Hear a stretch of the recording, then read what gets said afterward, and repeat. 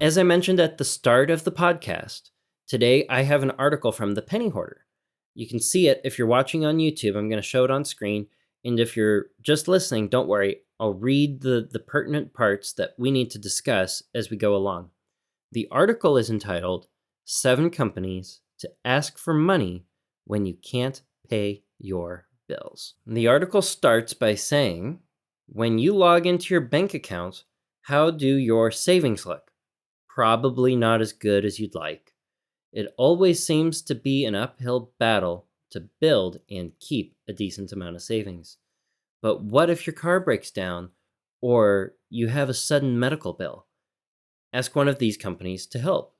I'm going to stop here and mention, if you're following the HopeFilled footsteps for success, the HopeFilled footsteps for your financial success, then you know that you get out of debt.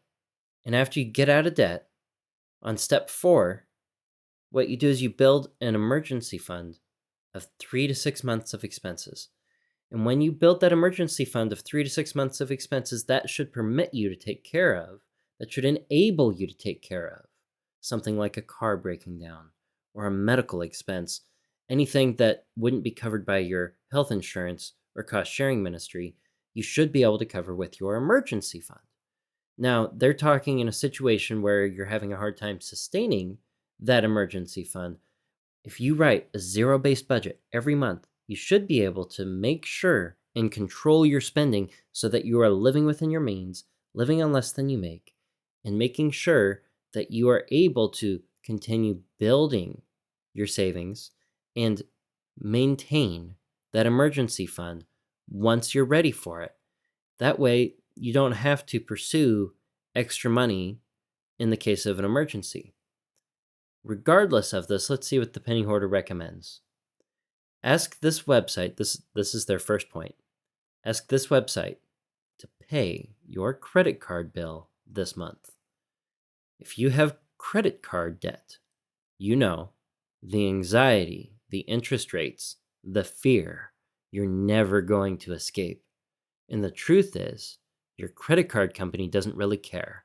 It's just getting rich by ripping you off with high interest rates, some up to 36%.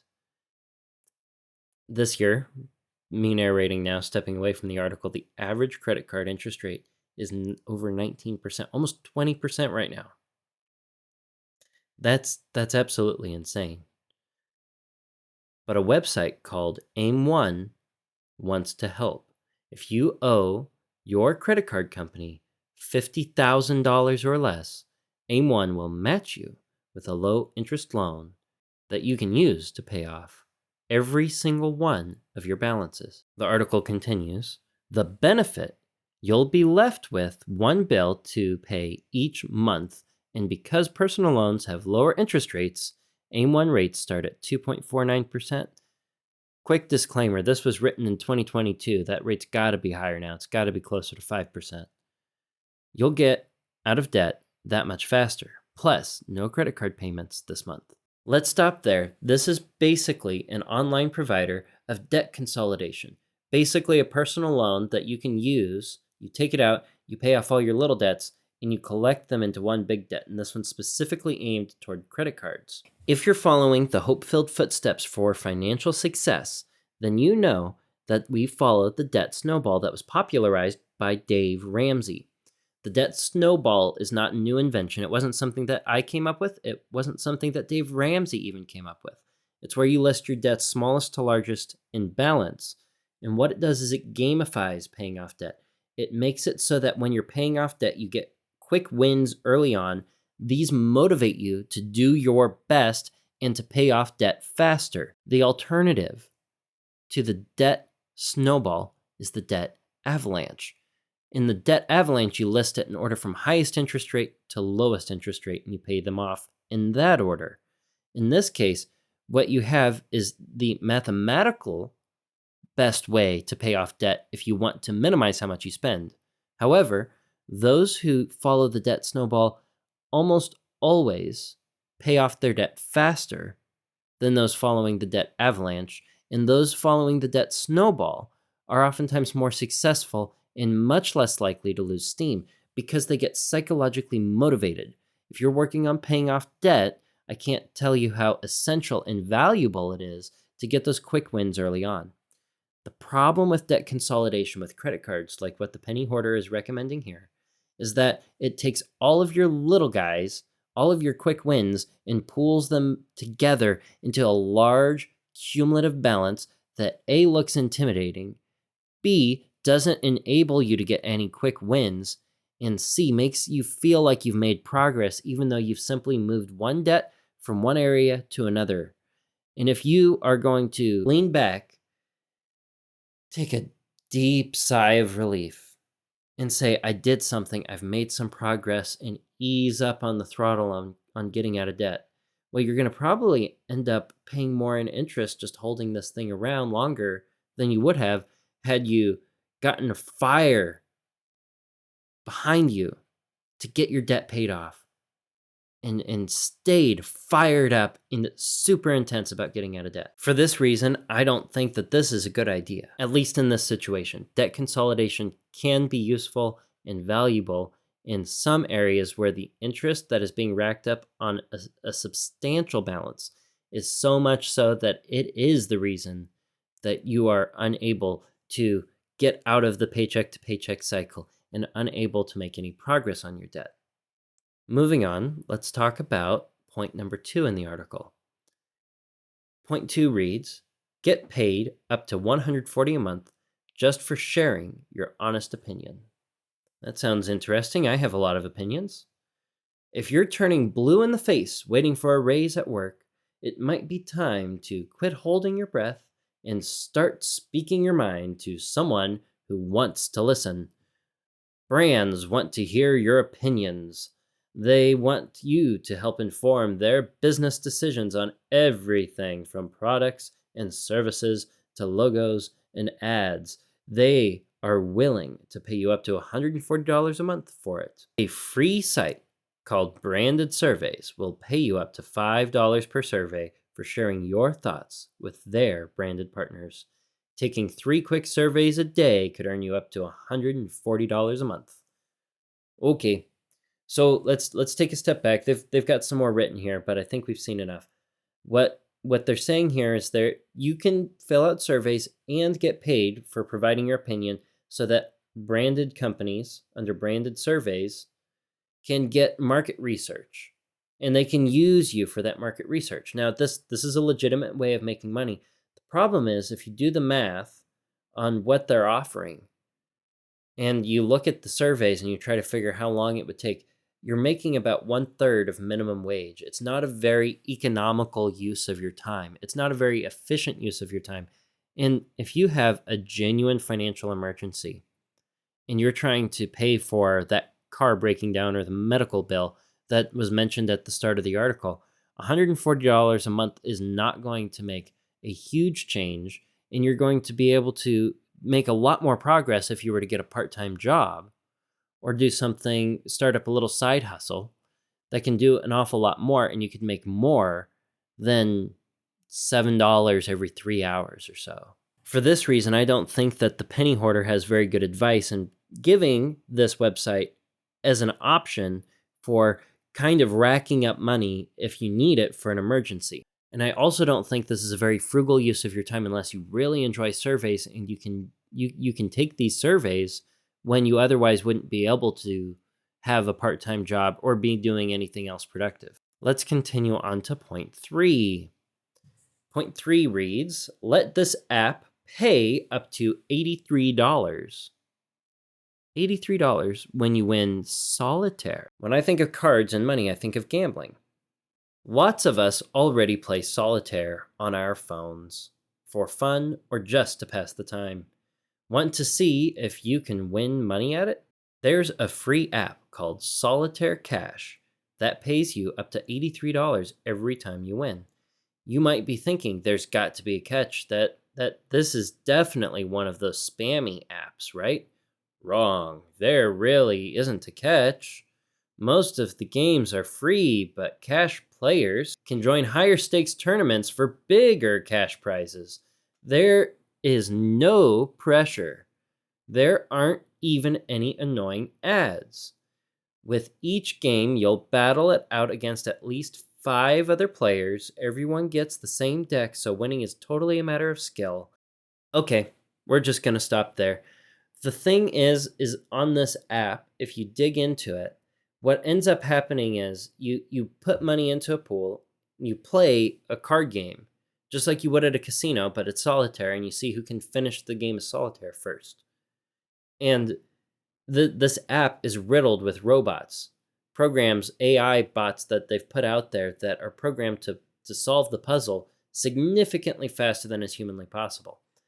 As a result, not only is this gambling that is specifically not allowed in a number of states. This app, because it is gambling, is not legal in some states in America. What it's doing is it's making it so that you can possibly end up losing a lot of money. It's giving you an addictive gambling experience that is always with you in your smartphone. It's always with you every day. It's right there. And if you get hooked and you start losing money on this thing, this becomes a sinkhole for your money.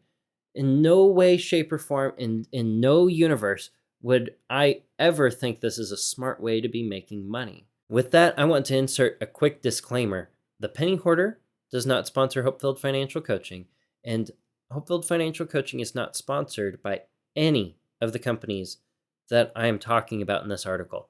I am simply providing you with my honest-to-goodness opinion for your good and for your educational experience here on this podcast. Let's continue with the article. I'm just going to skip the rest on the Solitaire app and move to point 4. Point 4 reads, add $225 to your wallet while watching the news. It has been a historic year in the news, and we're all constantly refreshing for the latest update. You probably know more than one news junkie who fancies themselves a constitutional scholar or foreign policy expert. They're getting political on me here.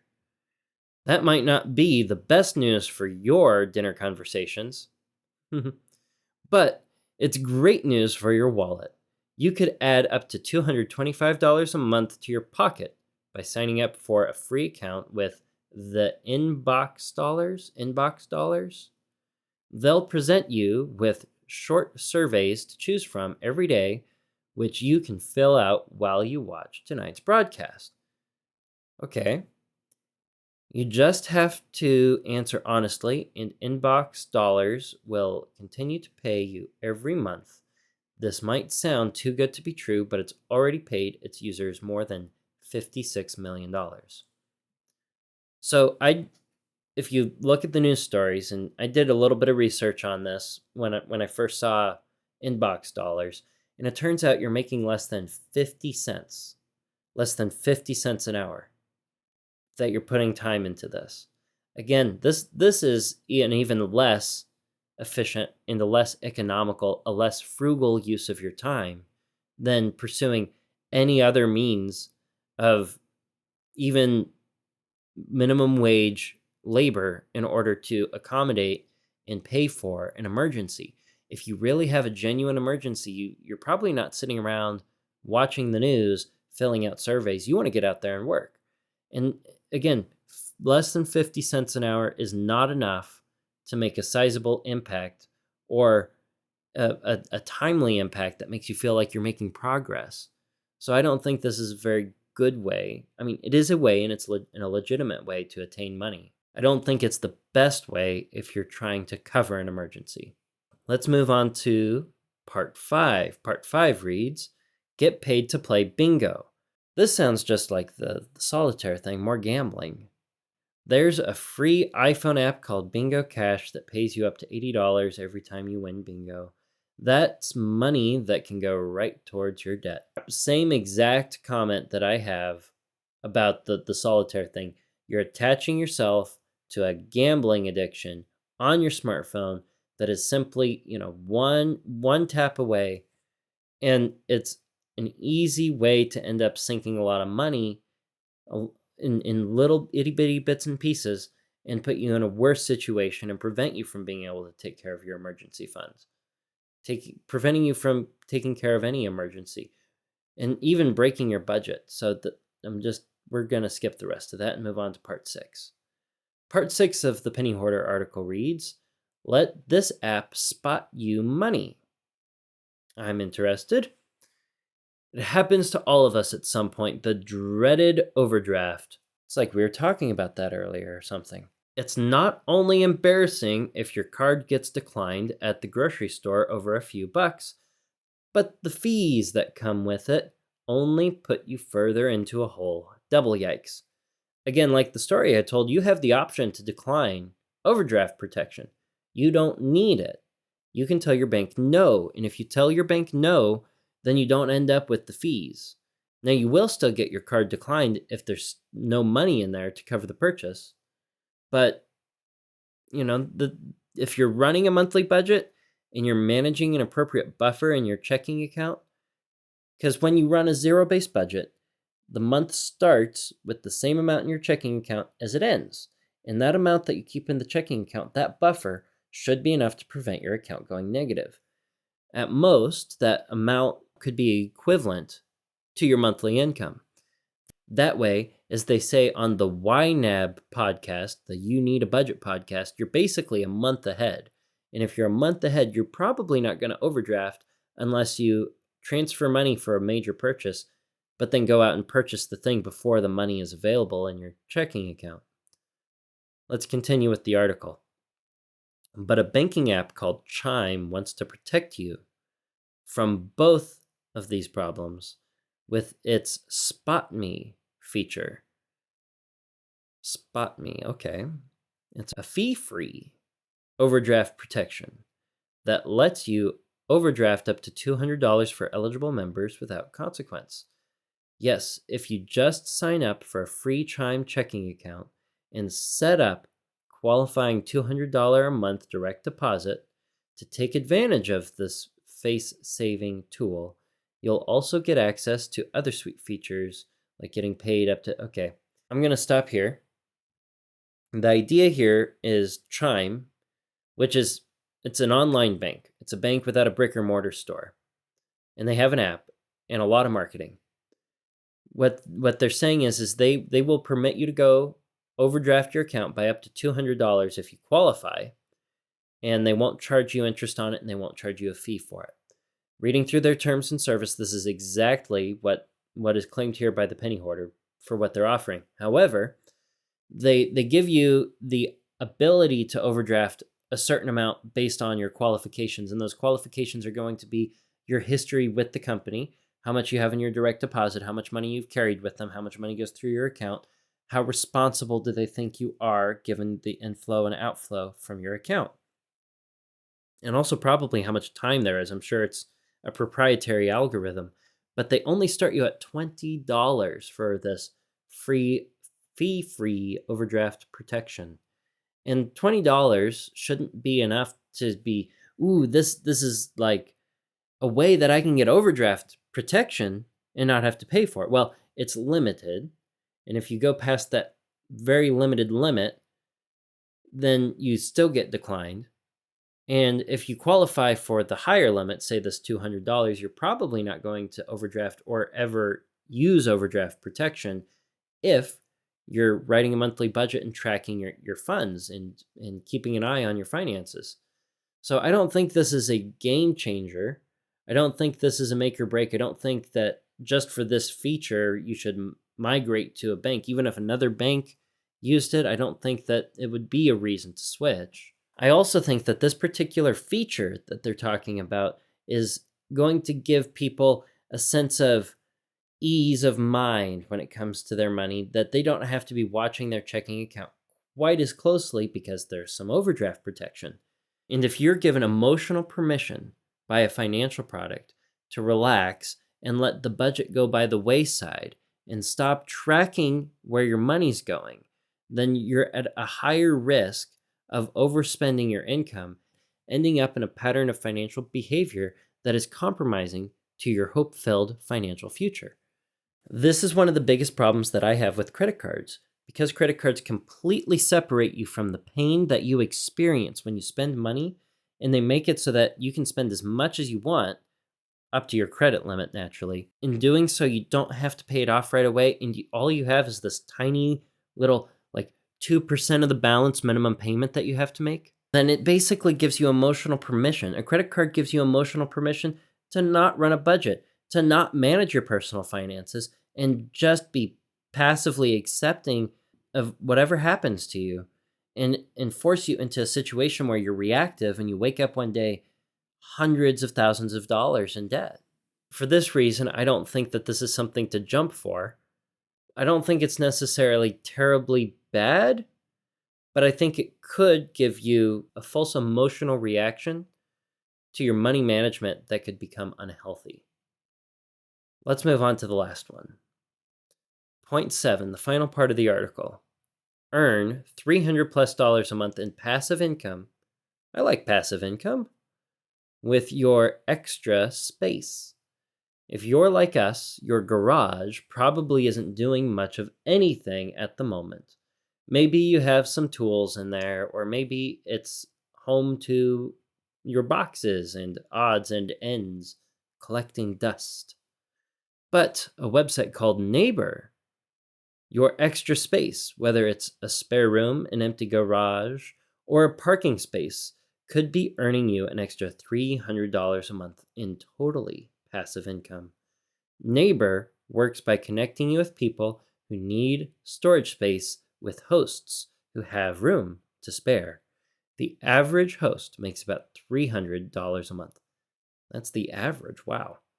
But some people have earned up to $50,000 a year just by letting people park on their property. I'm moving forward a little bit. Says that they charge you 4.9% for this particular service. So, you get to keep the bulk of the profit from this.